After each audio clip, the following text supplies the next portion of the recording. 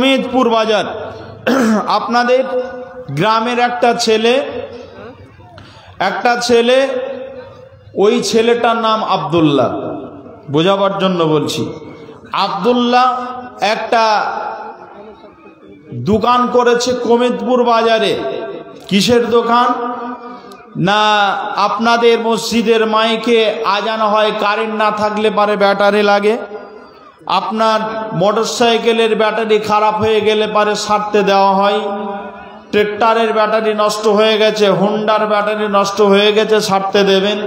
এই যে ব্যাটারিটাকে নতুনভাবে রিপেয়ারিং করে আবার পুরানো ব্যাটারি নতুনভাবে সার্ভিসিং করে দেয়, এটাকে বলা হয় রিপেয়ারিংয়ের দোকান।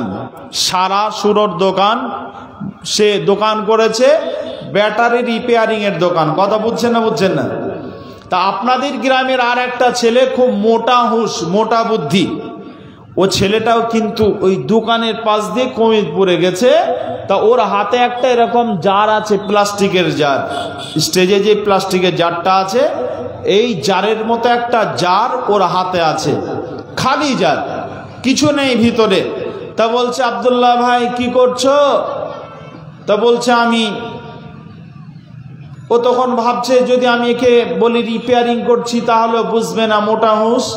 তখন ও ডাইরেক্ট বলছে আমি কারেন্ট ভরছি ব্যাটারিতে। এ তখন বলছে ভাই আমাকে 2 লিটার মতো এই জারে ভরে দাও।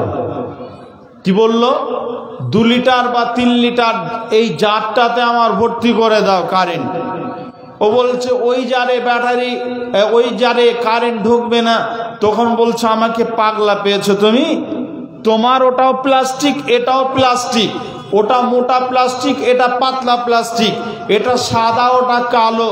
ওটাতে ঢুকলে এটা ঢুকবে না কেন? ঢুকিয়ে দাও। তখন দেখছে তো বেগতিক খারাপ, অবস্থা খারাপ। বলছে ও তো ঢুকবে না। তখন একটা আতলা ইট ছিল, হাতে নিয়ে বলছে দেখেছো ইট? ও বলছে অবস্থা তো খারাপ, মেরে দেবে। তখন বলছে এখানে রেখে যাও, আমি তোমাকে 1 সপ্তাহ পর দেব। 1 সপ্তাহ পর আসবে, তোমাকে আমি চার্জ করে দিয়ে তোমার এখানে কারেন্ট ভরে দিয়ে তোমাকে দিয়ে দেব। তো বলছে আমি ওটা বুঝি না, এখন কারেন্ট দাও আগে। তখন নেগেটিভ আর পজিটিভ তার ওর ভিতরে দিয়ে সুইচটা অন করে দিল ওর সামনে। 1 সপ্তাহ পর যখন এই পাগলা গেছে, তখন ওটাকে অন অফ করে দিয়ে ওর হাতে দিচ্ছে। আপনারা বলেন ওর ভিতরে 1 পয়েন্ট হলেও কি কারেন্ট ঢুকবে? চার্জ নেবে? প্লাস্টিকটার ভিতরে চার্জ যাবে? যাবে না, চার্জ থাকবে না। কেন না বৈজ্ঞানিক প্রসেসে ব্যাটারিটাকে সাজানো হয়েছে। যদি কিছু খারাপ হয়ে যায়, বৈজ্ঞানিক পদ্ধতিতে যে সারা শিখেছে সেই কেবল সারতে পারবে। আপনি সারতে জানেন না তো আপনার দ্বারাই হবে না। যে শিখেছে সেই পারবে, রিপেয়ারিংয়ের যে মিস্ত্রি সেই পারবে। তা ওটা খারাপ যেগুলো সেগুলো সব বার করে দিয়ে ভালো মালগুলোর ভিতরে ভরে দিয়ে সুন্দর করে আবার রিপেয়ারিং করে দিয়েছে। রিপেয়ারিং করে দিয়ে নেগেটিভ আর পজিটিভ তার দেওয়ার ফলে ওটা আপনার সুন্দর চার্জ হয়ে যাচ্ছে। আমি আপনাদেরকে বলছি ভাইজান, ভালো করে শোনেন। তাহলে এটা প্লাস্টিক, ওটাও প্লাস্টিক। ওর ভিতরে কারেন্ট ঢুকলো, চার্জ নিল, আর এই প্লাস্টিকটার ভিতরে চার্জ হলো না। কারণ পার্থক্য অনেক। তার মধ্যে একটা পার্থক্য হলো এর ভিতরে বৈজ্ঞানিক প্রসেসে কোনো মাল নেই, আর ওর ভিতরে বৈজ্ঞানিক প্রসেসে মাল আছে। মুমিন যে লোকটা হবে, আল্লাহ সুবহানাহু ওয়া তাআলার ওই বান্দাটার ভিতরে কোরআন এবং হাদিসের ভয়, আল্লাহর ভয় থাকবে, জাহান্নামের ভয় থাকবে, কবরের ভয় থাকবে, মৃত্যুকালীন যে যন্ত্রণা তার কথা সে ভাববে। সেই কথাগুলো ভেবে আখিরাতের কথা, পুলসিরাতের কথা ভাববে। আর এই ভাবনাগুলো থাকার ফলে সে যখন কোরআন আর হাদিসের চার্জ নেবে, তখন সে ফুল চার্জ হয়ে যাবে। আর যার ভিতরে আপনার মাল কিছুই থাকবে না, কোরআন হাদিসের জ্ঞান যার ভিতরে নেই, যে লোকটা কোরআন হাদিস শুনতে ভালো লাগে না, যে লোকটা হলো মুনাফিক, ওই লোকটার কোরআন ভালো লাগে না, নামাজ পড়তে ভালো মন চাই না, ওই লোকটার ভিতরে আপনার এই সাদা জারের মতো যার ভিতরে কিছুই নেই, ওর ভিতরে ওর কাছে যদি সারাদিন কোরআন আর হাদিসের কথা বলেন, ওর ভিতরে একটিও আপনার কোরআন আর হাদিসের কিছুই ঢুকবে না। পার্থক্য হলো শুধুমাত্র এখানে। জি ভাই, আমরা আজকে শুনছি প্রকৃত মুমিনের গুণাবলী, শুনছি কি প্রকৃত মুমিন হতে গেলে পারে কি কি গুণ থাকতে হবে সেগুলো শুনছি। চলেন আমি আপনাদের এখানে মা বোনরা বসে আছেন, অনেক মা বোন এসেছেন, মা বোনরা যে হাঁড়িতে রান্না করেন ওগুলোকে আপনারা হাঁড়ি বলেন না পাতিল বলেন? হাঁড়িতে রান্না করে মা বোনরা রান্না করে, হাঁড়িতে দুটো চুলা আছে আর দুটা চুলার পাশাপাশি হাঁড়ি বসিয়ে দিয়েছেন। একটাতে আপনি দুধ দিলেন 2 কিলো আর একটাতে 2 কিলো পানি দিলেন, দুটোর পিছনে আপনি জাল দিলেন, আগুন দিলেন, তাপ দিলেন, জ্বালানি দিয়ে আপনি জাল দিচ্ছেন, তাপ দিচ্ছেন। যেটার ভিতরে দুধ আছে ও এক পর্যায়ে তাপ পেয়ে উপরের দিকে উতলে উতলে পড়ে যাবে, আর যেই হাঁড়িতে পানি আছে যত জাল দেবেন তত বাষ্প হতে হতে হতে হতে এক সময় পানি শূন্য হয়ে যাবে। কথা ঠিক না বলুন? জি ভাই, মুমিন যেই লোকটা হবে আল্লাহ রাব্বুল আলামিন বলেন ওয়াইদা তুলিয়াত আলাইহিম আয়াতুহু যাদাতুহুম ঈমানা। যে লোকটা মুমিন হবে ওই লোকটার কাছে যখন কোরআন আর হাদিসের কথা বলা হবে, লোকটা ওই দুধের মতো, তার ঈমানটা যেটা তার কমতি ছিল ওটা ফুল হয়ে যাবে, পূর্ণ হয়ে যাবে। ব্যাটারি যেমন চার্জ না থাকলে চার্জ দিলে পারে চার্জ নিয়ে নেই, ফুল চার্জ হয়ে যায়। মুমিন কোরআন আর হাদিস শোনার ফলে তার ব্যাটারির মতো ফুল চার্জ হয়ে যাবে। আর যে লোকটার ভিতরে ঈমান নামক বস্তু নেই ওই লোকটার আপনার ফাঁকা জারের মতো, পানির মতো বাষ্প হয়ে সে শূন্যই থেকে যাবে। ও মুসলমান, আমি আপনাদেরকে বলছিলাম মুমিনের গুণাবলী হলো মুমিন আল্লাহর ভয়ে কাঁদবে, আল্লাহর ওই ভয়ঙ্কর দিনগুলোকে স্মরণ করবে আর সে কাঁদবে, তার দিল কাঁদবে, আল্লাহর ভয়ে কাঁদবে। এটা হলো মুমিনের 1 নাম্বার বৈশিষ্ট্য। 2 নাম্বার হলো আল্লাহর কোরআন আর রাসূলের সেই হাদিস শুনে ঈমানকে সে বৃদ্ধি করে নেবে, ঈমানকে পূর্ণ করে নেবে। 3 নাম্বার বলছি, এবার শোনেন, ছোট ছোট করে বলছি, আর অনেক কথা আছে। বিসমিল্লাহির রহমানির রহিম ওয়া আলা রাব্বিহিম ইয়াতাওয়াক্কালুন। আল্লাহ রাব্বুল আলামিন বলেন মুমিন যে লোকটা হবে ওই লোকটা সদা সর্বদা আল্লাহর উপরে ভরসা রাখবে। কেমন করে আল্লাহর উপরে ভরসা রাখবে? আপনার বিপদ এসেছে আল্লাহর উপরে তাওয়াক্কুল রাখবেন, ভরসা রাখবেন। খুশির সময় আপনি আল্লাহকে ভুলে যাবেন না, আল্লাহর উপরে ভরসা রাখবেন। যেটা আল্লাহ আমাকে করালেন, আপনার জমির পাশে একটা জমি বিক্রি হলো, আপনি কেনার যোগ্য নয়, আপনার কাছে পয়সা নেই, আল্লাহকে বলছেন মাবুদ তুমি ব্যবস্থা করে দাও। তুমি যদি ব্যবস্থা করো পৃথিবীর কেউ না করতে পারবে না। আল্লাহ আপনাকে সুন্দর ব্যবস্থা করে দিলেন। আপনার ছেলে, আপনার মেয়ে বড় হয়েছে, মেয়ের জন্য সুপাত্র দরকার। আপনি আল্লাহকে বলছেন, আল্লাহ আপনি যখন দোয়া করছেন আল্লাহকে বলছেন, নামাজ পড়ছেন দোয়া করছেন আল্লাহকে বলছেন মাবুদ একটা নেককার ছেলে দেখে আমার মেয়ের সুপাত্র বানিয়ে দাও, আমার জামাই বানিয়ে দাও।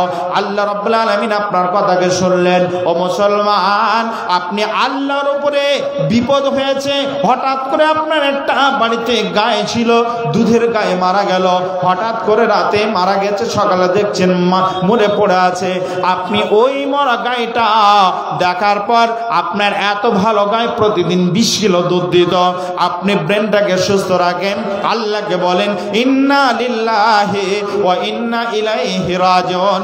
এই কথা বলে আল্লাহর উপরে আপনি ভরসা রাখেন, আল্লাহ আপনাকে বিপদ মুক্ত করে দেবেন। আল্লাহর উপরে ভরসা রাখতে হবে। কেমন ভরসা রাখতে হবে? আল্লাহর নবী যে সময় মক্কাতে থাকার পরিস্থিতি রাসূলের আর হলো না, ওই সময়টাতে আল্লাহর নবী এবার মক্কা ছেড়ে মদিনায় চলে যাবেন। সিদ্ধান্ত হয়ে গেছে মদিনায় চলে যাওয়ার। আল্লাহর নবী আলীকে বললেন, আলী রে, এমন একটা সময় এসেছে আমার বিছানায় তোমাকে শোয়া লাগবে, আমার ওই চাদরে তুমি শুয়ে যাবে, আমার বিছানায় শুয়ে যাবে। তবে আলী শুনে নাও, যেই দিন আমি চলে যাব ওই দিনে আমার বিছানায় তুমি শুয়ে যাবে। সকালবেলা আমি যে মালগুলো তোমাকে বুঝিয়ে দেব, এটা এতিমের মাল, এটা বিধবার মাল, এটা অমুকের মাল, এটা অমুকের মাল, এই মালগুলো সকাল হবে সব মালগুলো আপন আপন বুঝিয়ে দেবে। এরপরে আলী তুমি সমস্ত মাল বুঝিয়ে দেওয়ার পর তুমি মক্কা থেকে মদিনায় এসে আমার সঙ্গে সাক্ষাৎ করবে। জি ভাই, আল্লাহর উপরে ভরসা কাকে বলে আপনাকে বলছি। আল্লাহর উপরে ভরসা কাকে বলে ঘটনা থেকে আপনি বুঝতে পারবেন, হাদিস থেকে বুঝতে পারবেন। ভাইজান, এবার কি ঘটলো? আল্লাহর নবী চলে গেলেন মক্কা ছেড়ে মদিনায়। সব সশস্ত্র বাহিনী রাসূলের সূত্র চতুর্দিকে, আল্লাহ রাসূলের ঘরের চতুর্দিকে দাঁড়িয়ে আছে। রাসূলকে টুকরো টুকরো করবে, তাদের ধারণা রাসূলকে শেষ করে দেবে। আল্লাহ রাসূলকে একবার নয়, কাফেররা 82 বার টার্গেট নিয়েছিল রাসূলকে শেষ করার জন্য। কোথাও পাথর ফেলে দিয়ে, কোথাও তার উপরে অন্য পদ্ধতি অবলম্বন করে বিভিন্ন সময় বিভিন্ন রকমভাবে যুদ্ধের ক্ষেত্রেও রাসূলকে মারার ষড়যন্ত্র করেছিল। আল্লাহর নবীর সাহাবীরা বুক পেতে দিয়ে তীরগুলো একটার পর একটা গেঁথে নিয়েছিলেন নিজের বুকে। এরপরে রাসূলের ক্ষতি করতে দেননি। ভাইয়ান, সেই সাহাবীদের উপর, সেই সাহাবীদের ঈমান কত মজবুত ছিল, আল্লাহর উপরে কত ভরসা ছিল। হযরত আলী রাদিয়াল্লাহু তাআলা আনহু তিনি যখন রাসূল চলে গেলেন মক্কা ছেড়ে মদিনায়, আল্লাহ রাসূলের ওই জায়গাতে শুয়ে গেলেন। সকাল হলো, সমস্ত মাল বুঝিয়ে দিলেন। এরপর তিনি মদিনার পথে যখন যাত্রা শুরু করলেন, মদিনাবাসী পৌঁছানোর খবর পেয়ে সবাই আপোষে উদ্বেগ নিয়ে বসে আছে যে এবার আলী আসছেন। মক্কাতে কি ঘটেছিল ওটা এবার শুনবো আলীর মুখ থেকে। এখানে আমি আজকে প্রথমে এসেছি বক্তব্য রাখার জন্য। শেষে আব্দুর রহমান ভাই আসবেন, আব্দুর রহমান ভাই এসে বক্তব্য রাখবেন। আসাম নিবাসী, আপনাদের কাছে বক্তব্য রাখবেন। আমি পরে শুনলাম, কর্তৃপক্ষ আমাকে বললেন, মাওলানা আপনি যাওয়ার পর একজন মানুষ এমন ঝামেলা করেছিলেন, ওই ঝামেলাটা এমন হয়েছিল, জালসাতে একটা ঝামেলা হয়েছিল, পরে ফোন করেন, ঝামেলা হয়েছিল এমন একটা, ওই ঝামেলাটা এতটাই হয়েছিল, আমি শুধু এটুকুন শুনলাম যে একটা ঝামেলা হয়েছিল। আমার সকালবেলায় আব্দুর রহমানকে মন চাইবে কি চাইবে না, ভাই কি ঘটেছিল আপনি বলুন, আপনার মুখ থেকে একটু শুনতে চাই। বলবো কি বলবো না? তা আল্লাহ রাসূল ছেড়ে গেছেন মদিনাতে, মক্কাতে। মক্কার অবস্থা খুব উত্তপ্ত অবস্থা, পেলে পারে টুকরো বানাবে। আর সেই বিছানায় আলী শুয়ে গেলেন। তাহলে আলীর অবস্থা কি হয়েছিল ওই রাতে এবং সকালবেলা আলীর অবস্থা কি হয়েছিল, ওটা শোনার জন্য সবাই উদ্বেগ নিয়ে বসে আছে। আলীর মুখ থেকে শুনবো সকালের ঘটনা কি ঘটলো, রাতের ঘটনা কি ঘটলো। ঘটনাক্রমে হলো কি, হযরত আলী এবার মদিনায় পৌঁছে গেলেন। মুহাজির এবং আনসার সাহাবীরাম চতুর্দিকে আলীকে ঘিরে নিলেন। আলী কিছুক্ষণ সুস্থি লাভ করার পর তিনি এবার বলছেন, আলী রাদিয়াল্লাহু তাআলা আনহু ওই দিনে যে কথাগুলো বলেছিলেন, আমি আপনাদের সামনে কথাগুলো বলছি, মন দিয়ে শোনেন। হযরত আলী ওই সাহাবীদেরকে প্রশ্ন করলেন, ও রাসূলের সাহাবীরা, তোমরা একবার বলো, আল্লাহর নবী জীবনে কোনোদিন মিথ্যা কথা বলেছিলেন নাকি? সাহাবীরা বললেন, না, আমি আজকে আপনাদেরকে জিজ্ঞাসা করছি, রাসূল কি জীবনে কোনোদিন মিথ্যা কথা বলেছিলেন? জি, বলেননি। হযরত আলী বলছেন, জি, রাসূল জীবনে কোনোদিন মিথ্যা কথা বলেননি। রাসূল কোনোদিন কাউকে প্রতারণা দিয়েছিলেন নাকি? প্রতারক হিসেবে কাউকে প্রতারণা দিয়েছিলেন নাকি? সাহাবীরা সবাই এক বাক্যে বললেন, না, রাসূল কোনোদিন কাউকে প্রতারণাও দেননি। আল্লাহর নবী এই সাহাবী বলছেন যে নবী জীবনে কোনোদিন মিথ্যা বলেননি, কাউকে প্রতারক হিসেবে প্রতারণা দেননি। ওই রাসূল আমাকে বললেন, আলী রে, আমার বিছানায় তুমি শুয়ে যাও, সকালবেলায় এতিমের মাল, বিধবার মাল, সমস্ত মালগুলো বুঝিয়ে দেবে। আমি নিশ্চিত হয়ে গেলাম সকাল আমার খুব সুন্দরভাবে সকাল কাটবে, সুন্দর করে আমি সকালবেলা আমার সুন্দরভাবে আমি সকালবেলায় উঠব। আর সকালে ওঠার পর, সকালে যখন আমি উঠব তখন সকালে ওঠার পর আমি মালগুলো বুঝিয়ে দেব। রাসূল বলেছেন মদিনায় এসে আমার সঙ্গে দেখা করবে। আমি নিশ্চিত হয়ে গেলাম আমি মক্কা ছেড়ে যখন মদিনায় যাব তখন মদিনায় গিয়ে আমি রাসূলের সঙ্গে দেখা করব, আমি তোমাদের সঙ্গে আমার দেখা হবে, এটা রাসূল বলেছেন।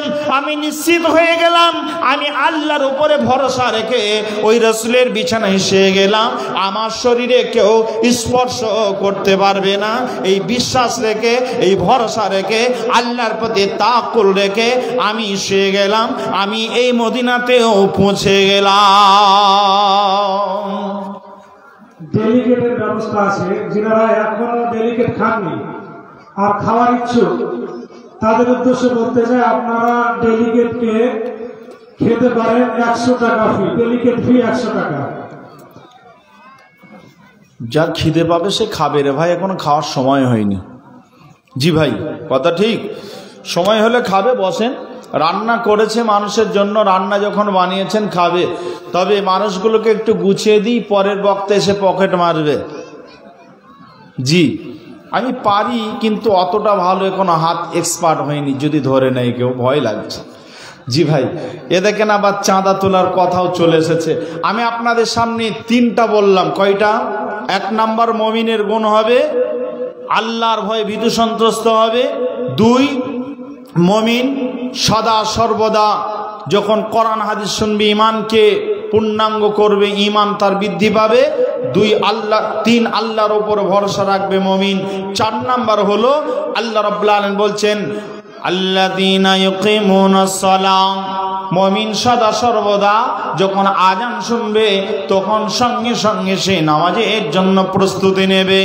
আপনাদের এলাকাতে আজান হয়, আপনি যখন ভুট্টার জমিতে চাষ করছেন, ধানের জমিতে কাজ করছেন, মাঠে যখন কাজ করছেন, আপনি কৃষি মানুষ কাজ করছেন, আপনার কানে আজান গেল, হাইয়া আলাস সালাম,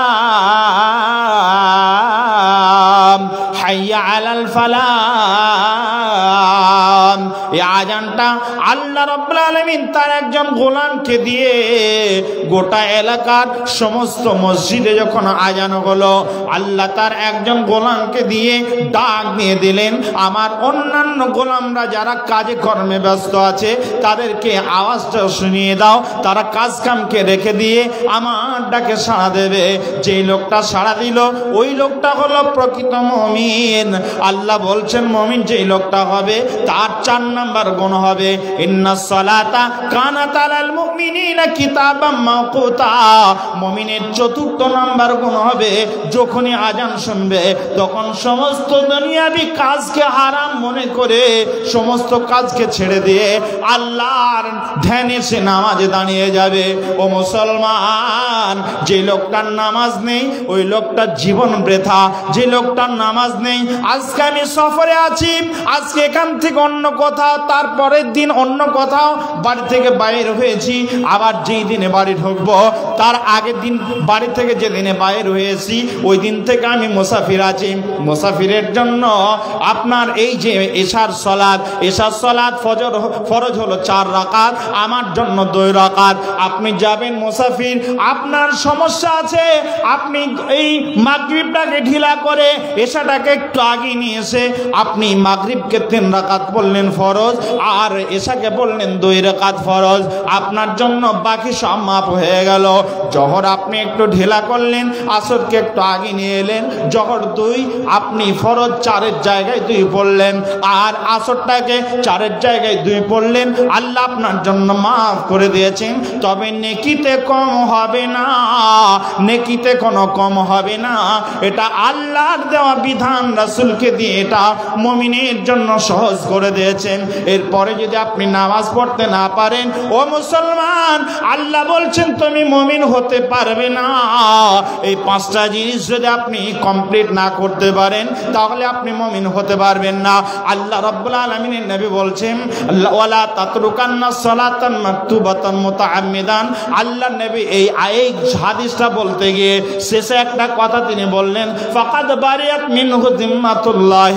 যে লোকটা নামাজ ছাড়ে না, সঠিক সময় নামাজ পড়ে, ওই লোকটার জিম্মা আল্লাহ নিয়েছেন। আর যে লোকটা সজ্ঞানে নামাজকে পরিত্যাগ করে দেয়, নামাজ পড়ে না, ওই লোকটার জন্য আল্লাহ রাসূল স্বয়ং বললেন, আল্লাহ তার জিম্মা নেন না, তাকে মারবে, তাকে পিস পিস বানাবে, অপমান করবে, অপমানিত হবে, আল্লাহর নজর তার দিকে থাকবে না। জি ভাই, একটা কথা বলবো, বর্তমান ভারতবর্ষে আমরা নাগরিক তো, কথা বলেন না কেন? ভারতের নাগরিক। ভারত সরকার ঘোষণা করেছে যে দেশ এক, ভারতবর্ষে একটাই তো, দেশ এক, আইন চলবে এক, দেশ এক, আইন হবে এক। আপনার মেয়ের বিবাহ দেবেন, হিন্দু প্রথায় দেবেন, 7 পাক মালা ঘুরবে, 7 পাক ঘোরার পর মালা বদলের মাধ্যমে বিবাহ হবে, না শরীয়তে যেটা নিয়ম আছে খুতবা পড়ে বিবাহ হবে? খুতবা পড়ে বিবাহ হবে। সরকারি আইন রাখবে না। সরকার বলছে দেশ এক, আইন থাকবে এক। সেটা আপনার এমনও হতে পারে, এখনো ঘোষণা করিনি, এমনও হতে পারে যে আপনার মেয়ের হিন্দু প্রথায় বিবাহ দেওয়া লাগবে, আপনার মেয়ের বিবাহ হিন্দু প্রথায় হবে। এমন দিন আসতে চলেছে, আপনি মারা যাবেন, আপনার ছেলেরা, আপনার আত্মীয় স্বজনেরা কবরস্থানে আপনার বাপের কিনা সম্পত্তি আপনার গ্রামের সবাই উদ্যোগ নিয়ে কিনেছেন, যেই সম্পত্তিটা কবরস্থান বানিয়েছেন, মুসলমান আপনার গ্রামে আপনার এলাকায় মারা গেলে গোরস্থানে মাটি হয়। সরকার এই সম্পত্তিগুলো সব, এগুলোকে বলা হয় অফ সম্পত্তি। মসজিদের নামে, মাদ্রাসার নামে, আপনার ঈদগাহের নামে আর কবরস্থানের নামে যত সম্পত্তি আছে, যখন মানুষ দান করে দেয় আল্লাহ রাস্তায়, তখন সেটা ওয়াকফ লিল্লাহ, সেটা আল্লাহ রাস্তায় দান করে দেয়, মানুষ আল্লাহ রাস্তায় দান করে দেয়, এগুলোকে বলা হয় অফ সম্পত্তি। এই অফ সম্পত্তি যত আছে ভারতবর্ষে, মুসলমানদের সম্পত্তি আছে প্রায় 9.5 একর সম্পত্তি আছে। এই সম্পত্তিগুলোর যেটা আপনার 1.2 লক্ষ কোটি টাকা আয় হয়, সমস্ত সম্পদগুলো আজকে সরকার নিজ হাতে দখল নিতে যাচ্ছে। চাইলে মুসলমানের মাটি গোরস্থানে হবে, না চাইলে সে যেখানে খুশি যা ইচ্ছা তাই করবে। মসজিদে আজান হতে পারে, আজকে আজান দিচ্ছে, নামাজ হচ্ছে, এমন একটা দিন আসবে নামাজ হতেও পারে, নাও হতে পারে। আপনার মসজিদ আপনার দখল দিতেও পারে, নাও দিতে পারে। আজকে গোটা ভারতবর্ষে যেই মসজিদগুলো নামাজ হচ্ছে, এমন কিছু মসজিদ আছে নামাজ হয়, এমন কিছু মসজিদ আছে যেগুলো নামাজ হয় না। যেমন দিল্লির জামে মসজিদে নামাজ হয়, বলছে এই মসজিদগুলোর তলে সব মন্দির আছে, সব মসজিদগুলো ভাঙার পায়চারা করছে। ওই মসজিদ ভাঙলে আপনার বাড়ির মসজিদ ভাঙতে আর কতটা দেরি আছে? কিছু মানুষ ভাবছে মসজিদ ভাঙায় ভালো, নামাজ বারবার পড়তে হয়। যারা নামাজ পড়ে না মুনাফিক, এরা বলছে ঠিকই আছে। ভাইজান, আপনাকে যেটা বলছিলাম, মসজিদ বানিয়েছেন, মসজিদের সংরক্ষণ রাখার দায়িত্ব আপনার। আল্লাহ যখন ডাক দিচ্ছেন তখন আপনাকে যেতে হবে। আল্লাহ রাসূল বলছেন, যেই লোকটা নামাজ পড়ে সে আল্লাহর জিম্মায় আছে, যে নামাজ পড়ে না সে আল্লাহর জিম্মাতে নেই। তার যত ক্ষয়ক্ষতি হবে আল্লাহ তার দিকে নজর করবেন না। আমি আপনাদের কাছে একটা উদাহরণ দিয়ে আমি আমার জায়গায় আসছি, যেহেতু আমার সময় প্রায় শেষের দিকে। আমি আপনাদের কাছে 5টা কথা বলবো ভেবে আমি আস্তে আস্তে এগিয়ে যাচ্ছিলাম। আমি বলবো কিন্তু আমার সময় প্রায় আগে আসছে, এই জন্য আমি আপনাদের কাছে বলছিলাম যে কথা। একটা উদাহরণ খুব ভালো করে শোনেন। আপনাদের গ্রামে একটা লোক টোটো চালায়, আছে না? গরিব মানুষ টোটো চালানো লোক আছে, অথবা কৃষি কাজ করে, নিজের জমি নেই পরের জমিতে কাজ করে, এমন লোক আছে? আছে। 2-4টে মেয়ে আছে, ধরে নেন 2টো মেয়ে আছে ওই লোকের। তা 2টো যখন মেয়ে আছে, মেয়ের বিবাহ দিতে হবে, খরচা আছে, ছেলেদের লেখাপড়া করাতে হবে, রোগ টোগ হলে পারে তার খরচা আছে।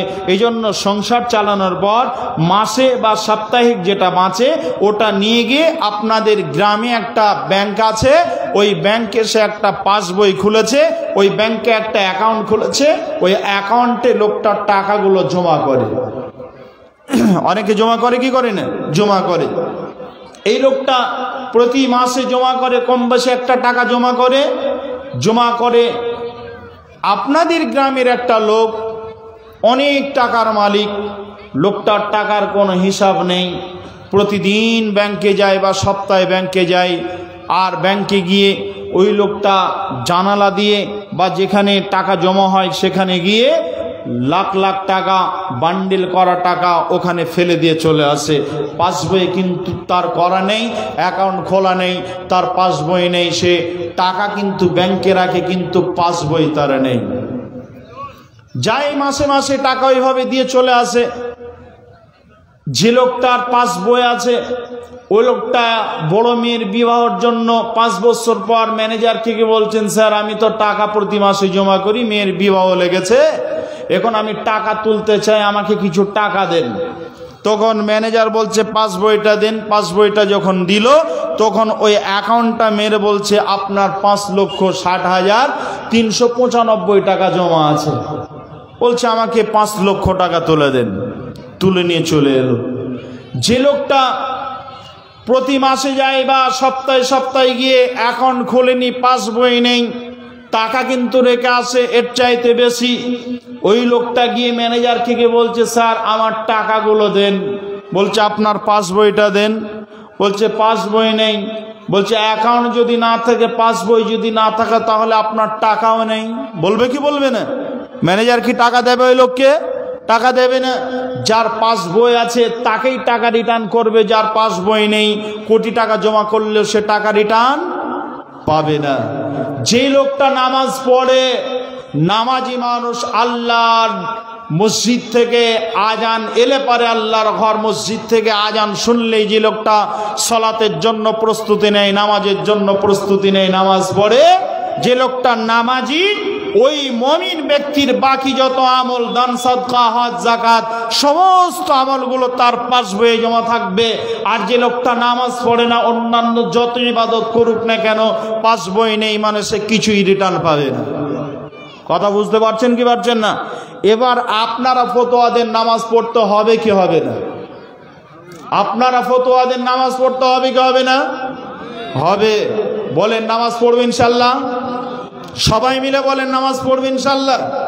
আজকে যদি নামাজ পড়েন, যারা পড়েন না তারা মুখ এখনো খোলেনি, বলছে তুই পড়গা, তোর বাপকে পড়াগা, তুই পড়গা, তুই বাপকে পড়াগা। আমার প্রয়োজন নেই নামাজে। জালসা শুনতে এসছি, হোটেলে খাবো আবার চলে যাব, ভালো লাগলে বসবো, না চাইলে চলে যাব। জি ভাই, এদের ব্যাপারে আল্লাহ তাআলা বলেছেন এরা মুমিন নয়। এতগুলো মানুষ আছেন, সবাই কিন্তু মুমিন হতে পারবে না। আল্লাহ শেষে বলছেন মুমিনের গুণাবলী। নামাজের ব্যাপারে আর অনেক কথা ছিল, ছোট করে বলছি। আল্লাহ রাব্বুল আলামিন বলছেন মুমিনের শেষ 5 নাম্বার যে বৈশিষ্ট্যটা মুমিনের হবে সেটা আল্লাহ সুবহানাহু ওয়া তাআলা বলছেন, বিসমিল্লাহির রহমানির রহিম, আল্লাযীনা ইউকিমুনাস সালাহ ওয়া মিম্মা রাযাকনাহুম ইউনফিকুন। যে লোকটা মুমিন হবে ওই লোকটা সদা সর্বদা তার যতটা ক্ষমতা, ওই ক্ষমতার মধ্যে সে আল্লাহর রাস্তায় দান করবে, মসজিদের জন্য দান করবে, মাদ্রাসার জন্য দান করবে, ফকির মিসকিন অসহায়ের জন্য দান করবে। ওই লোকটা আল্লাহর রাস্তাতে দান করবে। এবার আমি আপনাদের বলছি, যার মাল বেশি ওই লোকটা কি মুমিন? রাসূল বললেন, আল্লাহ বললেন না, মুমিনের বৈশিষ্ট্য হলো তার যতটা ক্ষমতা ওই ক্ষমতার মধ্যেই সে দান করবে, এটাই হলো মুমিনের গুণ। জি ভাই, তাহলে আমি যে শর্ত 5টা বললাম, 5টা শর্ত যদি কারোর মধ্যে থাকে, মিলে যায়, লোকটা মুমিন। যদি গ্রামের মানুষ তার মূল্য না দেয়, আপনার সমাজের লোক যদি তার মূল্য না দেয়, তারপরেও আল্লাহর নজরে লোকটা মুমিন, অনেক অনেক দামি। কি? আবারও বলছি, 1 নম্বরে হলো আল্লাহর ভয়ে ভীতু সন্তুষ্ট হবে। 2, আল্লাহর কোরআন আর হাদিসের কথা শুনে, রাসূলের হাদিসের কথা শুনে, আল্লাহর কোরআনের কথা শুনে ঈমান বৃদ্ধি পাবে। 3 আল্লাহর উপরে ভরসা রাখবে। 4, সদা সর্বদা যখন আজান শুনবে তখন নামাজ পড়বে। 5 নাম্বার, তার সাধ্য মতো সে দান করবে। কমপ্লিট। এবার আমি আপনাদের সামনে যেটা বলছিলাম সেটা হলো এই, আমি এবার আপনাদের সামনে ছোট ছোট করে আল্লাহ রাব্বুল আলামিন খুশি হয়ে 3টে প্রাইজ দেবেন। ওই 3টে প্রাইজের কথা ছোট করে বলবো, কিন্তু তার আগে আপনাদের কাছে 5 থেকে 7 মিনিট আপনাদের কাছে মসজিদের জন্য, আমি নতুন মানুষ, আমি একজন মুসাফির। আজকে যতগুলো বক্তা আছেন, আমি মনে করছি আমি সবচাইতে বেশি দূর থেকে এসেছি, কারণ আমার কলকাতার কাছাকাছি বাড়ি, নদিয়া আমার বাড়ি, নদিয়ার পরই হলো কলকাতা। সেই নদিয়া থেকে আমি এসেছি আপনাদের কাছে, অনেক দূরের মেহমান। কাজেই আপনাদেরকে যেটা বলছি, আমি একজন মুসাফির। রাসূল বলেছেন 3 প্রকারের মানুষের দোয়া কবুল হয়, তার মধ্যে 1 প্রকারের হলো মুসাফির। আমি মসজিদের জন্য আল্লাহর হস্তে আপনাদেরকে বলবো, 5000 টাকা দেওয়ার মতো কেউ আছেন কি? জি, 5000 টাকা দেওয়ার মতো কেউ আছেন? 1000 টাকা দেওয়ার মতো কেউ আছেন? 1000 টাকা, 5000, 1000, 2000 টাকা দেবেন। কোরআন কয় পারা বলেন তো? কোরআন কয় পারা? কথা বলে না। কোরআন কয় পারা? 30 পারা। শুধু এই তালবিলিংগুলোর কাছে, ছাত্রগুলোর কাছে না সবার কাছে? কোরআন কয় পারা? কোরআন হলো 30 পারা। আমি জিজ্ঞাসা করছি, মসজিদে নামাজ পড়তে গেলে পরে কোরআন ছাড়া নামাজ হবে? কথা বলেন এই লোকগুলো, বলেন সূরা ফাতিহা ছাড়া নামাজ হবে? অন্য কোন সূরা যদি না পড়ে নামাজ হবে? হবে না। নামাজ পড়তে গেলে পরে কোরআনের দরকার। বলেন কোরআনের খেদমতে, যাতে করে কোরআন আরো বেশি সুন্দরভাবে কোরআনের খেদমতটা মসজিদে হয়। এই জন্য আমি আপনাদের কাছ থেকে মাত্র 30 জনকে বেছে নিতে চাচ্ছি, যারা 1000 করে টাকা আল্লাহর রাস্তাতে মসজিদের জন্য দেবেন। জি বলেন, কত? 5000 টাকা চেয়েছি। 5000 ভুলই হলো নাকি? 10,000 টাকা দেওয়ার লোক ছিল নাকি গো? পরের বক্তাকে দেবেন 10,000, আমি 5 চেয়েছি, 5 দিয়েছেন। আলহামদুলিল্লাহ। ছোট লক্ষণপুর থেকে, এটা হলো বড় লক্ষণপুর, ছোট লক্ষণপুর থেকে দিয়েছেন 5000 টাকা শফিকুল আলম দিয়েছেন 5000 টাকা। একবার জোরে বলি নারে তাকবীর, আর জোরে নারে তাকবীর, সুবহানাল্লাহ। এরা কেউ মানে আপনারা কি বলেন জানেন, আমাদের দিকে গরুতে নাঙল বয়, চাষ করে যে গরুগুলো, এদেরকে বলা হয়, আপনারা হাল বলেন কিনা জানেন, আমরা নাঙল বলি। আমরা একটু বাংলাটা একটু শুদ্ধ করে নদিয়ার মানুষ বলার চেষ্টা করে বলি, তা নাঙল বলি, বাংলাতে নাঙল। ওই নাঙল যখন বয়াইতে পারে না যে গরুগুলো, সয় গায়ে গতরে সব ঠিক আছে, কিন্তু না চলে গেছেন না পালিয়ে গেছেন না আছেন? আছে, এখন না দিলে পরে দিতেন, আস্তে আস্তে দেবেন। আপনি আজকে 2000 দিয়েছেন না কত? 2000, আপনি পরে আরো 3000 টাকা একবারে দিলেন না, 3 বারে দিলেন। পারবেন কি পারবেন না? যখন ভোটটা উঠলো তখন দিলেন। চাইলে পারবেন, যদি সম্ভব হয়। দেখেন, আপনাকে জোর করছি না, আল্লাহর ঘরের জন্য চাচ্ছি, আমার ব্যক্তিগত জিনিসের জন্য নয়। হ্যাঁ, ওইটাই না, এটা আলাদা। ও হয়ে গেছে না? আলহামদুলিল্লাহ, আলহামদুলিল্লাহ। জি এ দেখেন 3000 হলো। কি লেখেন ওখানে? 3000 টাকা বাকিতে লিখে রাখেন। আমি তো চিনছে না, একটু মালগুলোকে দেখিয়ে দেবেন। জি ভাই, এগুলো আমি আমার বুদ্ধিতে করলাম, ভুল হলো। আমি ভাই আপনাকে যেটা বলছি এটা আমার জন্য নয়, আপনার আখিরাত কল্যাণ করা সেই জন্য বলছি। তাই একবার জোরে তাকবীর দিয়ে বলি নারে তাকবীর। কোথাকার জি এটা আপনার? রাফিকুল ইসলাম। কত আছে? 5000। 10,000 মনে হচ্ছে।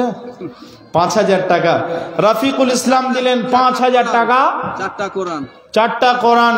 আমি ভাবছি হয়তো সোনার এলো, আপনাদের দিকে সোনা পরে না মেয়েরা, ওই আপনাদের দিকে চাঁদি বা রূপা পরে দেখেছি। তা রূপার দেবে হয়তো পরে, যারা আসবেন ওনাদের হাতে দেবেন। মেয়েরা এখন কাজে কামে ব্যস্ত আছে। ভাইজান কে আছেন? একজন দিলেন 5,000 টাকা। একবার জোরে বলি নারে তাকবীর। নাস্তিকতা নিপাত যাক, দিন ইসলাম জিন্দাবাদ। নাস্তিকতা নিপাত যাক, দিন ইসলাম জিন্দাবাদ। কোটি প্রাণে একই আওয়াজ। খোদাদ্রোহী ছাড় পাবে না, এই দেশেতে ঠাঁই হবে না। মুসলমানরা জেগেছে আজ। জোর কদমে সামনে চলো, বজ্রকণ্ঠে আওয়াজ তুলো, সবাই মিলে একই সুরে দাও না স্লোগান নারায়ে তাকবীর। নেজে কামড়ানো গরু দিয়ে চাষ করা যায়? জোরে বলি নারায়ে তাকবীর। আপনাদের চাইতে আমার আওয়াজ বেশি। জি, মাইক ছাড়া হলেও হবে। আমি মাইকে বলছি, মাইক ছাড়া হলেও হবে। আসলে আপনাদের ভোল্টেজ কম আছে, এত চার্জ দিয়ে তাও চার্জ উঠলো না। ভালো রিপেয়ারিং এর দোকানে নিয়ে গিয়ে রিপেয়ারিং করতে হবে। জি ভাই, আপনাদেরকে আর একবার বলে, একবার তাকবীর দিয়ে বলি নারায়ে তাকবীর।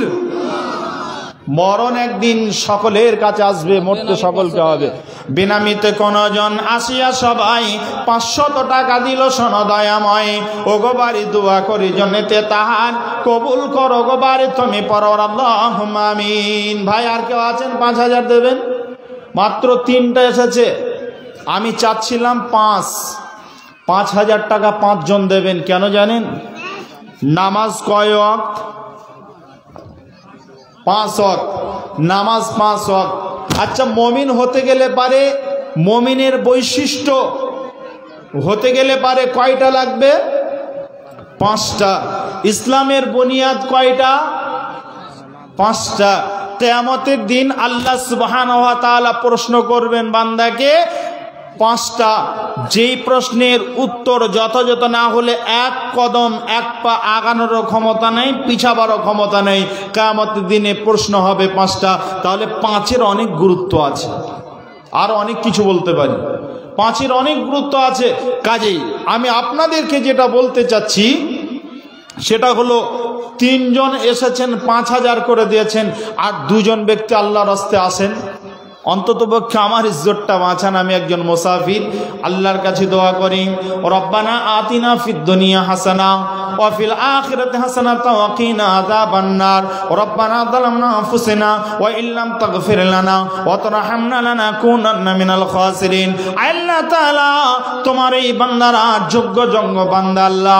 মসজিদ তোমার ঘর, তোমার ঘরের জন্য 5,000 করে 3 জন ব্যক্তি দান করেছে। আল্লাহ তাদের ইহকাল পূর্ণ করো, ইহকালে তুমি সুখ দাও, শান্তি দাও। আল্লাহ পারলৌকিক জীবনে তুমি সুখময় জীবন দাও। আল্লাহ এদের মধ্য থেকে আত্মীয় স্বজন যারা কবরস্থ হয়ে গেছে, আল্লাহ কারো আব্বা চলে গেছে, মা চলে গেছে, ভাই বোন আত্মীয় স্বজন দাদা দাদি নানা নানি যারা কবরে চলে গেছে, আল্লাহ প্রিয়জনদের কবরে আযাব থাকলে তুমি মাফ করে দিও। আল্লাহুম্মা গফির লাহু ওয়ারহামহু, আল্লাহুম্মা গফির লাহু ওয়ারহামহু ওয়া সাব্বিত আকদামাহু, আল্লাহুম্মা গফির লাহু ওয়ারহামহু ওয়া আফিহি ওয়া আফানহু ওয়া আকরিম নুজুলাহু ওয়া আসিম মাদখালাহু ওয়াগসিলহু বিল মাই ওয়াস সালজি ওয়াল বারদে আমিন বিরহমাতিকা ইয়া আরহামার রাহিমিন। কে আছেন ভাই? অসুস্থ মানুষ থাকলে 2500 টাকা মোরসালিন খোপাঘাটে। আপনার বাড়ি কোথায় জি? কি করে? মেম্বার আছে বর্তমানে। আমি তো রং দেখেই বুঝে নিয়েছি। আপনারা বলবেন কি, মুখ দেখলে আমরা লোক চিনে নি। মানে টিটিতে যে টিকিট কাটেনি দেখলেই বুঝে নেয় যে টিকিট কাটেনি, তাকে গিয়ে ধরে 1000 লোকের মাঝে। আমাদের অভ্যাস এমনটাই হয়ে গেছে, আল্লাহ চোখ এমন দিয়েছে বাজ পাখির মতো, লোক দেখলে চিনে নি মাল ঠিকই আছে। জি এদিকে আসেন। আপনি ডানে গিয়েছিলেন, ঠিকই ছিল। আপনার কাছ থেকে 5,000 টাকা চাচ্ছি। আপনার বক্তব্যটা আগে বলেন, তারপরে বাকিগুলো শুনছি। আল্লাহর রাস্তে মসজিদের জন্য দিতে হবে বাপ। বাপ বললাম, না হলে বাপ ঘুরিয়ে দেন বাপ বলা। দুটোর মধ্যে একটা। বাপ বলেছি, বাপ ঘুরিয়ে দিতে হবে, না হলে 5,000 টাকা দিতে হবে। কথা ঠিক না ভুল? যে আপনার দেওয়ার ক্ষমতা আল্লাহ দিয়েছেন, ইনশাল্লাহ আল্লাহ সুস্থ রাখবেন। আল্লাহর কাছে দোয়া রাখি, আল্লাহ আপনার সুস্থতা, আল্লাহর কাছে সুস্থতা কামনা করি, আল্লাহ আপনার সুস্থতা দান করুন। এখন না থাকলে আপনি লিখিয়ে দেন, যেটা দিতে পারবেন দিয়ে যান, বাকিটা বাকি রাখেন। 5,000 চেয়েছে, আপনাকে দিতে হবে। বলেন এবার। 2500 টাকা দিলেন কে? মুরসালিন, এখানকারই জামাই মুরসালিন। আপনাদের গ্রামে অনেক জামাই এসেছে, জামাইরা যদি 2500 করে দিত, মসজিদ ওরাই বানিয়ে দিত। জি ভাই, মুরসালিন দিল 2500 টাকা, আল্লাহ কবুল করো। আর বলেন। এটা আমি 2000 নগদ দিলাম, 8,000 বাকি। লোক চিনতে ভুল করেছি আমি, সুবহানাল্লাহ। দুইবার বাপ বলেছি 5,000 5,000 করে 10,000 হয়ে গেছে। আর একবার বললে মনে হয় 15,000 হতো। আর বলবো না। জি ভাই, ঠিক আছে বাপজি, তাহলে আপনার 10,000 হলো। কি নাম আপনার? রফিকুল ইসলাম। কত সুন্দর নাম। রফিক মানে হলো বন্ধু, আল্লাহর বন্ধু, রফিকুল আলা। আল্লাহ রাসূল জি দোয়া করেছিলেন। আল্লাহর কাছে দোয়া করি, আল্লাহ তাআলা আপনার মর্যাদাকে বাড়িয়ে দেন, জীবনের গুনাহ মাফ করে দেন, সুস্থতা জীবন দান করেন, বাড়ির সকলকে আল্লাহ সুস্থ রাখেন এবং বাড়িতে বরকত দান করেন। আল্লাহুম্মা সাল্লি আলাইহি আল্লাহুম্মা বারিক আলাইহি। এটা কার? এটা মোহাম্মদ ইসরাইল। মোহাম্মদ ইসরাইল। আচ্ছা, মোহাম্মদ ইসরাইল দিলেন 500 টাকা। আল্লাহ ইসরাইল নাম দেখি করে গেল দান, এ দানের দান তুমি করিও গ্রহণ। পরিমাণে 500 টাকা দান দিল, এও পরকালে আল্লাহ সুখেতে রাখিও। আয় আল্লাহ বাড়ি তালা করিও কবুল, মাফ করে দিও তার জীবনের ভুল। তুমি না করিলে মাফ কে করিবে আর, তুমি অতি দয়াবান দয়ার ভান্ডার। আমিন বিরহমাতিকা ইয়া আরহামার রাহিমিন। আল্লাহ তাআলা তোমার একজন যোগ্য বান্দা 10 বোরা সিমেন্ট দিলেন। নেই? কোথায় বাড়ি? যে ইসলামপুর। ইসলামপুরের শামীম মাস্টার শামীম সাহেব, উনি দিলেন, মাস্টার মশাই উনি দিলেন 10 বস্তা সিমেন্ট। লিখে রাখেন, 10 বস্তা সিমেন্ট ইসলামপুরের মাস্টার শামীম সাহেব। আর একবার জোরে তাকবীর দিয়ে বলি, নারে তাকবীর। আর জোরে নারে তাকবীর। চিন্তা করে দেখো না কবরে কি যাইবা না, চিন্তা করে দেখো না কবরে কি যাইবা না। যে কবরে আল্লাহ ছাড়া বন্ধু কেহ পাইবে না, কবরে কি যাইবা না।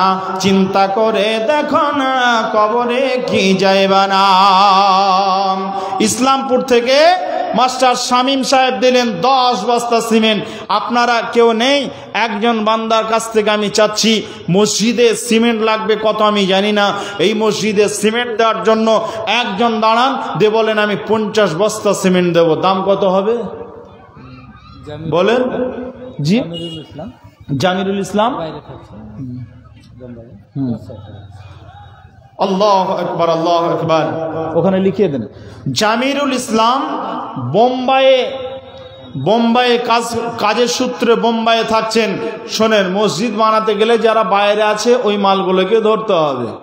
আমার মাদ্রাসাতে সেদিনে কালেকশন হলো, গত 7 তারিখে আমি জালসা করলাম। আমার একটা মাদ্রাসা আছে, আমি পরিচালনা করি, দারসে নিজামিয়া মাদ্রাসা আপনার দাওরায়ে হাদিস পর্যন্ত। এবছরে ফারাগাত করেছে 10টা ছেলে, গত বছর ছিল 12টা, তার আগের বছর ছিল 18টা।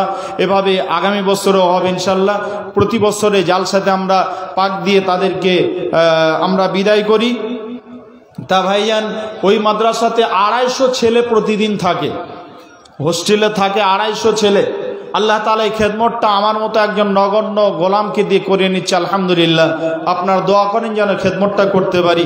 250 ছেলে আমার মাদ্রাসাতে 24 ঘন্টা থাকে, 3 বার খেতে দিতে হয়। 1 কুইন্টাল 20 কিলো চাল লাগে, 1 কুইন্টাল 20 কিলো।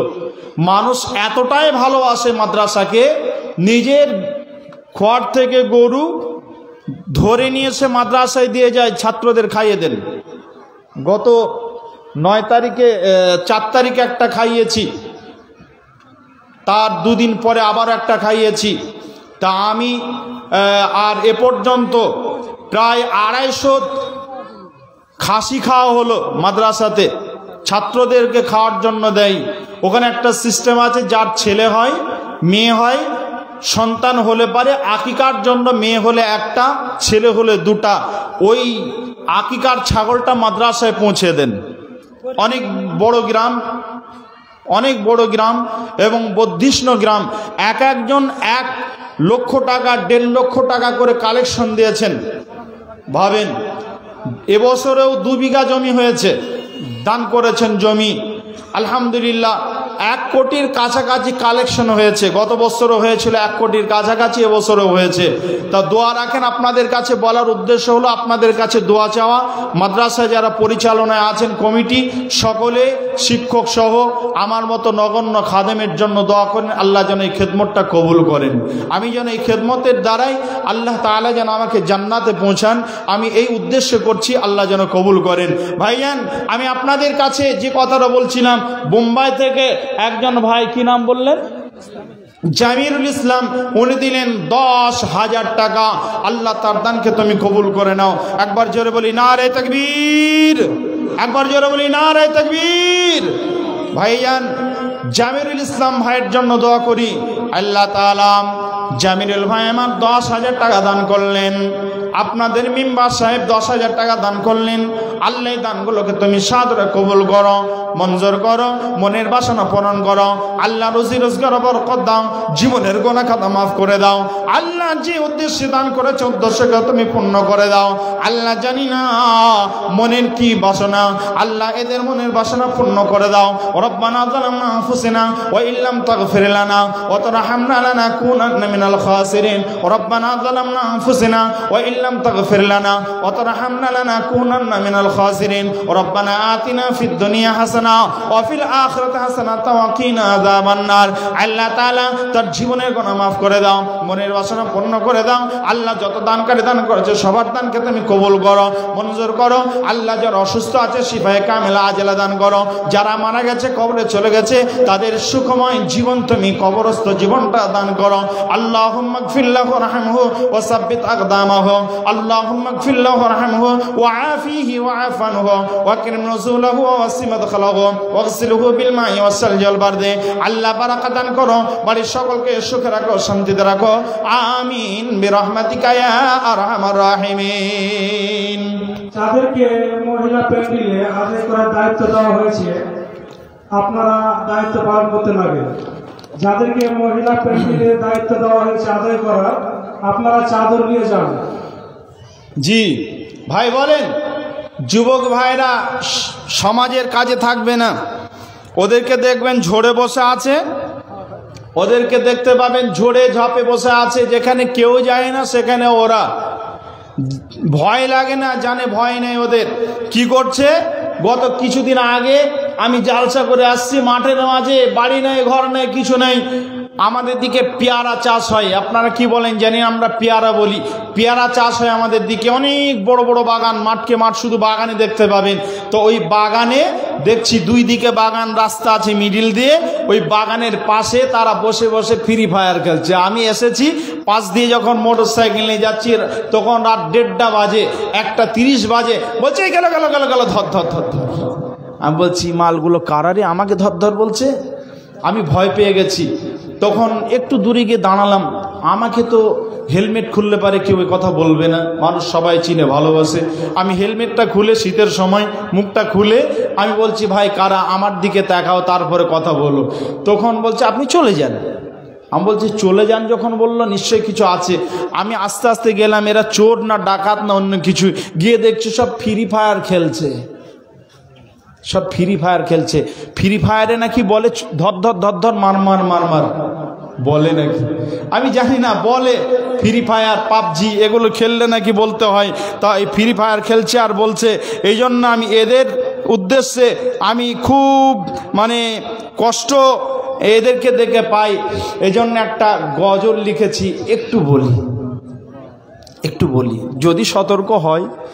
এই জন্য বলি একালে ছেলেরা এখনকার ছেলেরা বই নিয়ে আর বসে না, গুগলে সার্চ করিয়া পড়ে, গুগলে সার্চ করিয়া পড়ে।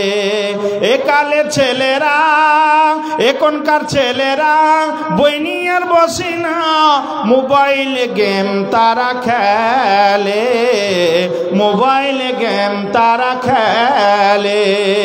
একালের মেয়েরা একালের মেয়েরা কোরআন হাদিস পড়ে না, এখনকার মেয়েরা কোরআন হাদিস পড়ে না, টিকটক ভিডিও তারা করে। আগের সময় প্রেম করিলে লোকে বলতো পাইছো কি, কেউ যদি প্রেম করতো, কোনো ছেলে যদি প্রেম করে কথা বলতো, ছেলে আর মেয়ে, মুরব্বি গিয়ে এক থাপ্পড় লাগিয়ে বলতো এই বেয়াদব কি করছিস, কি পেয়েছিস সমাজটাকে, বলতো কি বলতো না, বলতো কি বলতো না, বলতো। সমাজে এরকম প্রথা ছিল, এরকম নোংরামি দেখলে পারে অপরিচিত ছেলে মেয়ে কথা বললে পারে জিজ্ঞাসা করতো, যদি উত্তর সঠিক না হতো দু চড় মেরে দুইজনকে দুই দিকে হটিয়ে দিত, চল বাড়ি যা, ঘর নেই বাড়ি নেই, এখানে বেয়াদবি করছিস, বলতো কি বলতো না, বলতো। কিন্তু এখন আবার কি বলছে জানেন, আগের সময় প্রেম করিলে বলতো লোকে পাইছো কি, এখন আবার শখ করিয়া বলে বাবু খাইছো কি। লজ্জা শরম নাই, লজ্জা শরম নাই, আইলাম কোন জামানায়, লজ্জা শরম নাই, আইলাম কোন জামানায়, ভবিষ্যৎ দেখি অন্ধকার, ভবিষ্যৎ দেখি অন্ধকার। এখনকার ছেলেরা বই নিয়ে আর বসে না, মোবাইলে গেম তারা খেলে, মোবাইলে পাবজি তারা খেলে, মোবাইলে ফ্রি ফায়ার খেলে। আজকে দেখছিলাম, আজকে মোবাইলে দেখছিলাম যে এখনকার ছেলেদের অবস্থা তো সবাই জানছে, যার জন্য আমাদের রাজ্য সরকার, আমাদের মাধ্যমিক পরীক্ষা হচ্ছে পশ্চিমবাংলা বোর্ডে, মাধ্যমিক পরীক্ষা হচ্ছে, আপনাদের হয়তো বিহার বোর্ডে হচ্ছে কি জানি না, তা মাধ্যমিক পরীক্ষা হচ্ছে, উচ্চ মাধ্যমিক পরীক্ষা হচ্ছে, তা এই পরীক্ষাতে টুকলি করছে মোবাইলে নিয়ে গিয়ে, মোবাইলে সার্চ দিয়ে বাইর করেছে, এইভাবে মোবাইল পাশে রেখেছে আর এইভাবে দেখছে আর লিখছে। তা যতটা এরা চালাক তার চাইতে মাস্টার মশাইরা বেশি চালাক। মাস্টার মশাইরা কি করেছে, ডন ক্যামেরা নিয়েছে, বুঝতে পারলেন কিনা, যেটা উড়ে উড়ে বেড়ায়। তাই স্কুলে পরীক্ষা যেই হলে চলছে ওখানে ওই ক্যামেরা ঘুরছে, যেই মালটার কাছে আছে ওই মালের মাথায় গিয়ে এবার ঠক্কর মারছে, বলছে সতর্ক হো আসছে। তো তার কাছ থেকে মাস্টার মশাই নিয়ে চলে যাচ্ছে, ওরা দেখছে, অফিসে বসে বসে দেখছে ক্যামেরার মাধ্যমে, আর মাস্টারকে পাঠিয়ে দিচ্ছে অমুক জায়গায় অমুক রোল নাম্বার, এই ছেলেটার কাছে এই মেয়েটার কাছে মোবাইল আছে, আপনি ধরে নিয়ে আসেন, টুকলি আছে ধরে নিয়ে আসেন, চিটকুট আছে ধরে নিয়ে আসেন। যাবে কোথায়, ঠিক জায়গায় গিয়ে ধরা পড়বে। আমল করবে না দুনিয়াতে ভালো, কবরে গিয়ে ধরা পড়বে। দুনিয়াতে লেখাপড়া করবে না ভালো, মোবাইল নিয়ে ফ্রি ফায়ারে ব্যস্ত থাকবে, ঠিক জায়গায় গিয়ে ধরা পড়বে তোমার উপরে তোমার চাইতো বুদ্ধিমান পাক খাচ্ছে।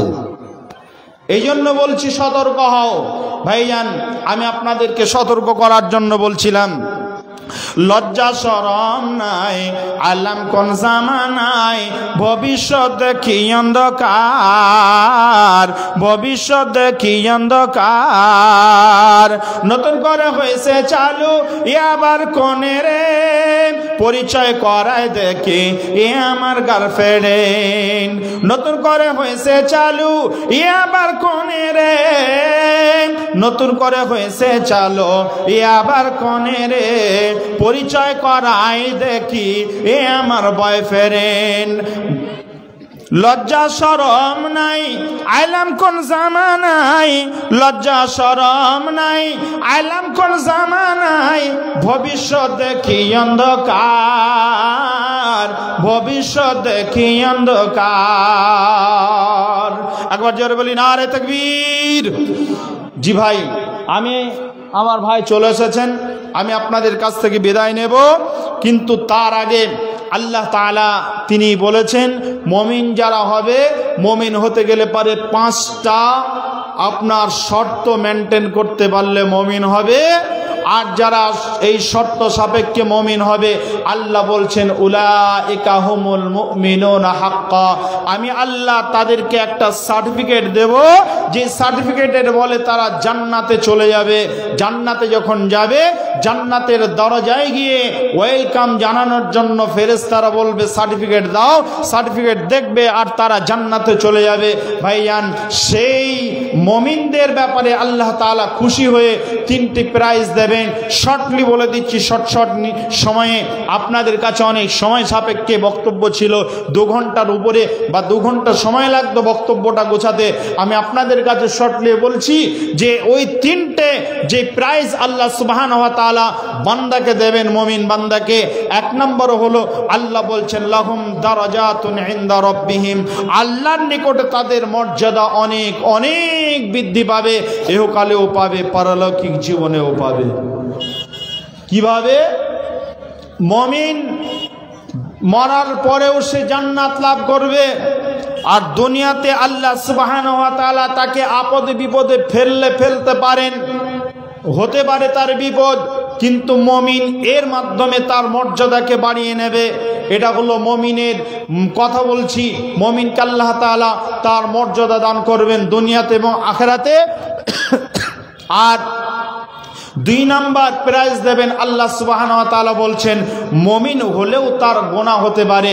আল্লাহ বলছেন ওয়া মাগফিরা, যখন গুনাহ করবে মুমিন সঙ্গে সঙ্গে সে শুধুমাত্র একটা কথা বলবে, রব্বানা যালামনা আনফুসিনা ওয়া ইল্লাম তাগফির লানা ওয়া তারহামনা লানাকুনান্না মিনাল খাসিরিন। এই কথা বলার সঙ্গে সঙ্গে আল্লাহ সুবহানাহু ওয়া তাআলা তার এই মুমিন বান্দার জীবনের গুনাহগুলো আল্লাহ মাফ করে দেবেন। একবার জোরে বলি সুবহানাল্লাহ। মুমিনের জীবনের গুনাহ আল্লাহ মাফ করবেন। 2 নাম্বার প্রাইজ হলো, 3 নম্বরে প্রাইজ আল্লাহ সুবহানাহু ওয়া তাআলা যেটা দেবেন রিজকুন কারীম, সম্মানজনক রুজি, সম্মানজনক খাবার তাদের জন্য আল্লাহ তাআলা ব্যবস্থা রেখেছেন। আপনি বলবেন মাওলানা এটা তো বুঝে এলো না, প্রশ্ন আসতে পারে মাওলানা এটা তো বুঝে এলো না, আমার এলাকাতে যে লোকটা 1 ওয়াক্ত নামাজ পড়ে না, মসজিদের বিরুদ্ধে, নামাজিদের বিরুদ্ধে, আলেমদের বিরুদ্ধে, মাদ্রাসার বিরুদ্ধে যে লোকটা কথা বলে, আমার কথা শুনবে মনে হচ্ছে? আমার কথা শুনবে তো মনে হচ্ছে? মা বোন আপনারা একটু সামনের দিকে আসুন, বয়স্ক মানুষ যখন বলছে একটু বলি, আপনারা আগে আগে বসুন। মেয়েদের বুদ্ধি কথা কি বলবো মা, আপনাদের এত বুদ্ধি, এই জালসাতে এসেও আপনাদের ওই বুদ্ধি যেন থেকেই যায়, যেখানে পাবে সেখানে বসবে, একটু সামনে আগিয়ে গিয়ে বসলে পারে কথাগুলো আর বলতে হয় না বক্তাকে। মা বোন আপনার আগে আগে আসুন, গল্পটা করতেই থাকেন, অসুবিধা নেই, ডিস্টার্ব নেই, কিন্তু আগিয়ে এসে গল্প করেন। জি ভাই, বলছিলাম কি কথা, আল্লাহ বলছেন মুমিনকে আল্লাহ তাআলা যে প্রাইজ দেবেন সেটা হলো 1 নম্বর হলো তার মর্যাদা বাড়িয়ে দেবেন, 2 নাম্বার তার জীবনের গুনাহ মাফ করবেন, 3 নাম্বার তাকে সম্মানজনক খাবার আল্লাহ তাআলা তাকে দান করবেন। বলবেন মাওলানা যে লোকটা নামাজ পড়ে না, বেঈমানের বাচ্চা বেঈমান, ওই লোকটার জমিতে যা হয়, আমার এলাকাতে সবচাইতে বেয়াদব যে লোকটা, সেই লোকটার জমিতে যে চাষ করলে যে ফসল হয়, এলাকার সবচাইতে বড় সুদারু সুদঘর, তার জমিতে যে চাষ হয় আমার জমিতে একই চাষ হয়, সে যে খাবারটা খায় শাকসবজি মাছ মাংস সেটার যা স্বাদ, আমার জমি আমার বাড়িতে যে শাকসবজি রান্না করি একই স্বাদ, তাহলে সম্মানজনক খাবার পার্থক্য কোথায় হলো? কথা ঠিক না ভুল? পার্থক্য কোথায় হলো? একটা উদাহরণ দিয়ে আমি শেষ করছি বক্তব্য। উদাহরণটা কি? উদাহরণটা হলো এই, আপনাদের এখানকার কেউ কমিতপুর বাজারে গেছেন, কমিতপুর বাজার থেকে যখন আসছেন, যে লোকটা কমিতপুর বাজার থেকে বাজার করে আসছেন, ওই লোকটা বাজার করে আসার সময় হঠাৎ করে তার চোখে পড়ল যে আজকে যেন এখানে খুব ভালো খাসি জবাই হয়েছে। তা ওনার মনে ইচ্ছা হলো যে আমি 2 কিলো খাসির মাংস নিয়ে যাই। ধরে নেন আজকের সভাপতি সাহেব মৌলানা সাহেব উনি আসছেন যখন, তখন ওনার নজরে পড়লো 2 কিলো মাংস কিনে নিলেন। বললেন আজকে তো জালসায় যাব, কিন্তু মেহমান আসতে পারে, এক কাজ করো ভালো করে রান্না করো। উনি ওনার স্ত্রীকে বললেন, ওনার স্ত্রী তাড়াহুড়া করে রান্না চাপালেন। মৌলানা যখন বাড়ি এলেন তখন বাড়িতে এসে দেখছেন প্রায় জোহরের সময় হয়ে এসেছে। উনি গোসল করে বললেন আমি তাহলে জোহরের সালাতটা আদায় করে আসি, নামাজটা পড়ে আসি, তুমি রান্নাটা কমপ্লিট করে নাও। রান্না কমপ্লিট করতে বলে উনি চলে গেলেন গোসল করে। এদিকে রান্না সব কমপ্লিট হয়ে আছে, মাংসটা শেষের দিকে। মৌলানা যখন চলে এলেন সব খাবার আপনার সামনে হাজির হয়ে গেছে, শুধু মাংসটা নিয়ে গিয়ে ওখানে দেওয়া এতটুকু বাকি। ওনার স্ত্রী করলেন কি, যেই পাত্রতে নামাবেন মাংসটা, ওই পাত্রটা ধোয়ার জন্য ভালো সাবান দিয়ে, নির্মা সাবান দিয়ে বা সার্ফ দিয়ে ওটাকে ধোয়ার জন্য কলের কাছে গেছেন। কলের কাছে গিয়ে ওটা যখন পরিষ্কার করছেন, ওখান থেকে ধুয়ে যখন নিয়ে আসছেন তখন দেখছে দরজা খোলা ছিল বাড়ির। ওই দরজা দিয়ে একটা রাস্তার কুকুর স্যান্ড পেয়ে, মাংসের স্যান্ড পেয়ে বাড়িতে ঢুকে পড়েছে। তো উঠানে রান্না হচ্ছিল হাঁড়িতে, ওই হাঁড়ির রান্নাটা কাছে গিয়ে গরম মাংস মুখ দিয়ে 2 কিলো 2-4 পিস সে মুখে তুলে নিয়ে এবার খেতে খেতে চলে যাচ্ছে। ওই অবস্থায় স্ত্রীর নজর পড়লো আর বলছে ছি ছি ছি ছি, করলো কি সব শেষ হয়ে গেল। ওটা খাওয়া যাবে? আর মাংসটা খাওয়া যাবে? খাওয়া যাবে না, ফেলে দিল, খেতে পারলো না। এবার মনের একটা দুঃখ হলো, বলার আর মনে দুঃখ হলো, খাবি তা খা, মাংসটাই খেলি, এত আশা করে কিনে নিয়ে এলাম, আমার নসিবে নেই। যাই হোক, উনি শান্ত মানুষ, উনি আর কিছু বললেন না, কিন্তু রাগ একটা সুপ্ত রাগ থেকেই গেল, সুযোগ পেলে তোকে মারবো। এবার ওনার একটা দোকান আছে, আসরের পর দোকান যখন খুলছেন, 7-8টা যেমনি খুলেছেন, দেখছেন ওই মাল যে মাংস খেয়েছে ওই কুকুরটা ওখানে বসে আছে। বসে যখন আছে, মৌলানা ভাবছেন এই লাঠি দিয়ে মারলে পারে মাঠটা ভালো হবে না, মাঠটা ভালো হবে না। তখন উনি একটা বাটাম খুঁজছেন, 3 ইঞ্চি বাটাম, ভালো করে মারবো, ভালো করে মারবো, যেন কারোর এরকম ক্ষতি আর না করে। ওর নাম তো কুকুর, ক্ষতি তো করবেই। এরপরে উনি ভাবছেন মারবো, বাটাম দিয়ে মারবো, মাঠটা ভালো হবে।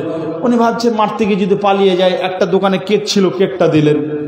তারপরে ভাবছেন না, এটা খাওয়ার পরে আরেকটা কিছু দিই, তাহলে আরো খাবে, মাঠটা ভালো হবে। উনি একটা ভালো পাউরুটি ছিল দোকানে, ওই পাউরুটির প্যাকেটটা এভাবে ছিঁড়ছেন, ছিঁড়া হয়ে গেছে, এবার দেবেন।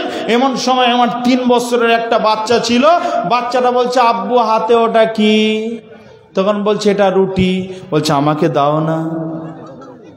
তখন উনি করলেন কি, অর্ধেকটা ছিঁড়ে ছেলেটাকে দিলেন আর অর্ধেকটা কুকুরটাকে দিলেন।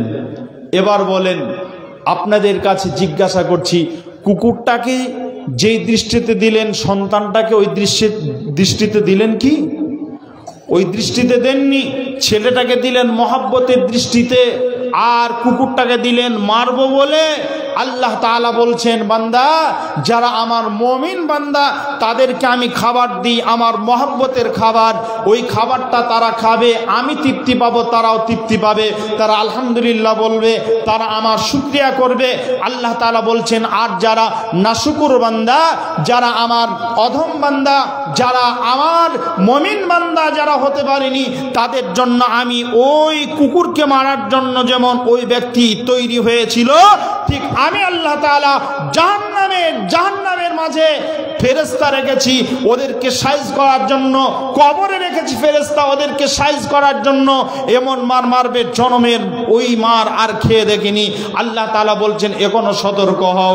যদি সতর্ক না হও, তাহলে আল্লাহ তাআলা বলছেন, যদি সতর্ক না হও, মুমিন বান্দা যদি হতে না পারো, তাহলে কুত্তার মতো, কুত্তাকে যেমন পিটাচ্ছে ওই লোকটা পিটাবার জন্য প্রস্তুতি নিয়েছে, আল্লাহ তাআলা বলছেন আমার ওই বান্দাদেরকে পিটাবার জন্য আমি প্রস্তুত করে রেখেছি মালায়েকা ফেরেশতাগণকে।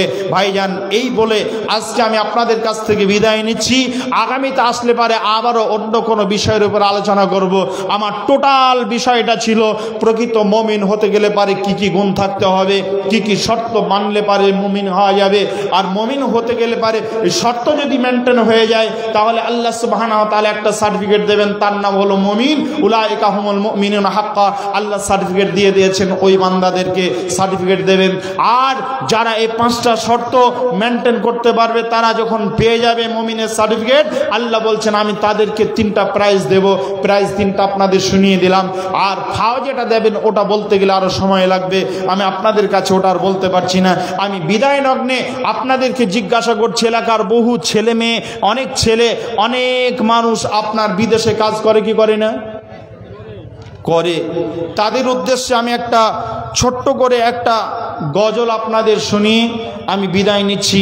এটা হলো দুঃখের গজল, যার জন্য আপনাদেরকে শোনাচ্ছি। অনেকে যারা বাইরে থাকে, ছোট ছোট ছেলে রেখে থাকে, ওই ছেলেগুলো বলে আব্বু আমি বিদেশে তুমি বিদেশে আছো, আমার ঈদ ভালো